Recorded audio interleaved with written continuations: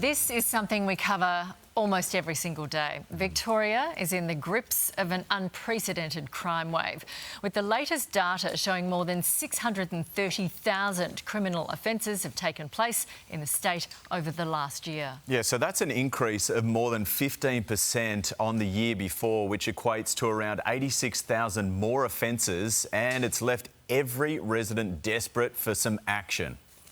For more, Victorian Premier Jacinta Allen joins us live from Melbourne. Good morning to you. Do you acknowledge that a crime wave is gripping Victoria on your watch? We've not only acknowledged that this is an issue of grave concern to Victorians, we've taken action, Nat, and we've taken action to give police stronger powers, for example, stronger knife search powers, banning the possession of machetes in our state, getting these dangerous, deadly weapons off our streets. We've also toughened our bail laws to really focus in on this repeat, brazen, shocking behaviour that just should not be tolerated, won't be tolerated, but and is causing bail laws concern. Come in next year? And it is from... No, that's not correct. They've already commenced. There was a first tranche of them that started earlier this year, where we have already seen a significant people still getting out on bail and committing on the crimes? number of people.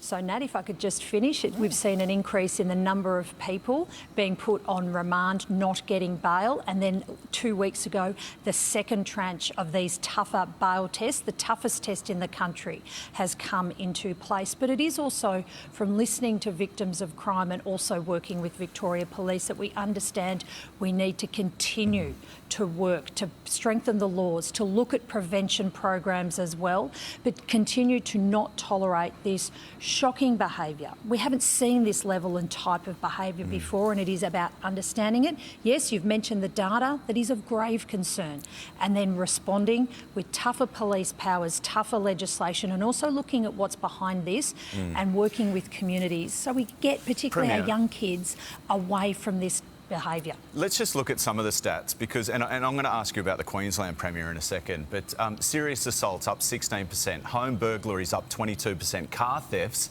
up 42%. They are shocking figures.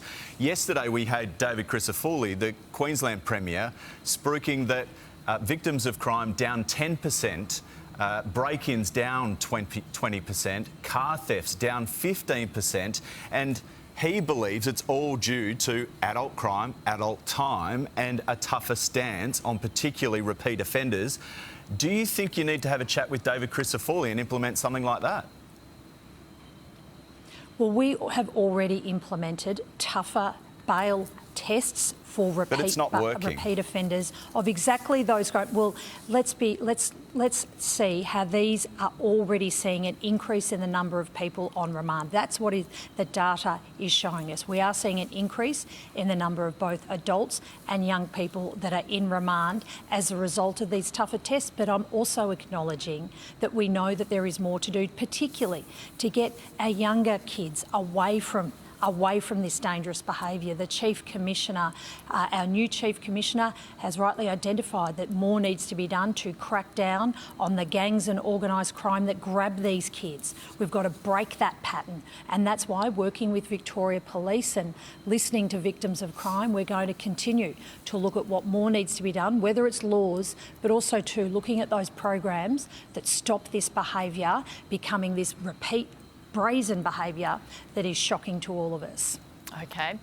Moving on, we've been talking about this $2 billion revamp of the MCG. How much will the state government be putting in for that?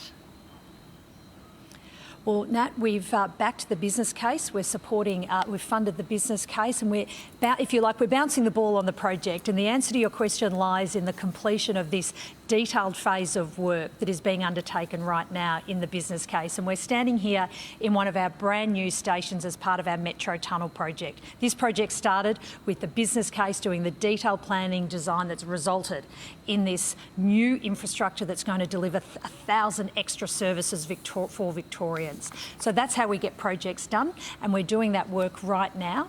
And it's also focused on the future. The MCG is a fantastic venue right now, whether it's from holding Taylor Swift's biggest ever concert all the way through to the big AFL final series we've just witnessed, where 300,000 people went to just 3 games. But we know we've got to look to the future, make sure it's got the most modern facilities for players and spectators, the latest of technology to support that spectator experience, which is what will be guided by the work of the business case that's underway now. Yep, absolutely. $2 billion, potentially your government up for maybe $1 billion of that. Hope you can afford it. It'll be good once it's done, though. Really appreciate it. Thank you, Premier, for your time.